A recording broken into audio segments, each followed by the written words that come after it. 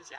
Последние 7 лет, как я провожу внешние тренинги, мне часто задают вопрос, каким должен быть руководитель. Я начала задумываться, правда, каким должен быть современный руководитель, чтобы подчиненные восхищались им или хотя бы делали то, что нужно для бизнеса. И за 15 лет работы с персоналом я видела разных руководителей, и хороших, и не очень. Конечно, руководителей мы не обсуждаем. Помним такую притчу, когда говорят, первый пункт – шеф прав, второй пункт – если шеф не прав, посмотри пункт номер 1. Все мы приходим в компанию, видим руководителя, как он руководит, как он делает что-то, и он всегда является для нас примером. Есть, конечно, руководители, которые много читают, есть руководители, которые изучают иностранные языки.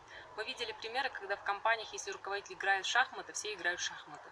Если руководитель увлекается горными лыжами, все увлекаются горными лыжами. Но каким бы ни был руководитель, он всегда остается человеком. Видим руководителей, которые постоянно хвалят своих сотрудников, обучают своих сотрудников, дарят подарки. А есть руководители, которые постоянно ругают своих сотрудников.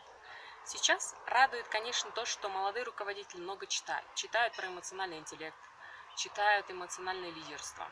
И что бы они ни читали, они всегда стараются быть неким форматом руководителей новой волны. Хотят быть лучше, чем есть на самом деле. Но я бы хотела порекомендовать всем, чтобы они всегда оставались самими собой. Спасибо.